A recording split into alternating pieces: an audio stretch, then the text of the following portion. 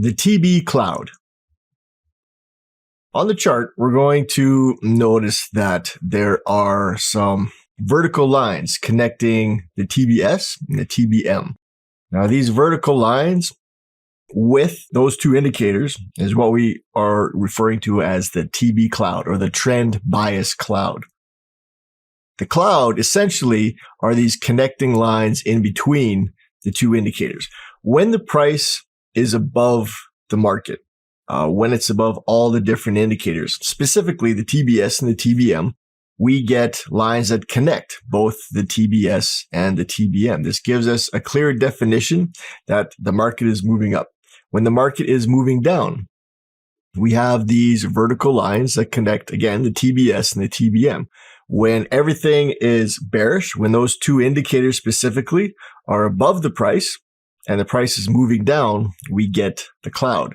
Now, when the price gets in between the TBS and the TBM, that cloud will dissipate. It will vanish.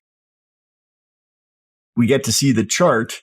We get to see the price on the chart in between the TBS and the TBM without any lines. When this happens, often we get a sideways or a ranging market that needs to break out. We're going to get the pullback into the cloud, and then oftentimes we get a move back in the trend direction. This becomes useful to us as it's part of a signal. We're going to use these as a trade opportunity. We'll get pullbacks into the cloud and then a move back outside, and then the cloud will resume. So it's a nice opportunity to take a trade. The TB cloud is very easy to see, and we get very clear ideas of the market direction. Now, I'm going to take all the other indicators off of the chart just so we can see the cloud by itself. So here we have the TB cloud. It functions as a single unit.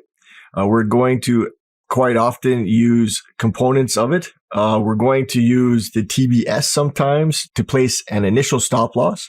And as the cloud starts to form, we're going to switch from the TBS as our initial stop loss to the TBM.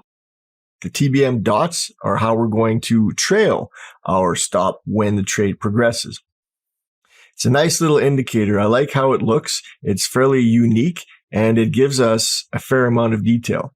Again, when we got price inside of the cloud, we have a sideways and potentially ranging market. And then from there, the price is going to break out, and often it gives us a trading opportunity.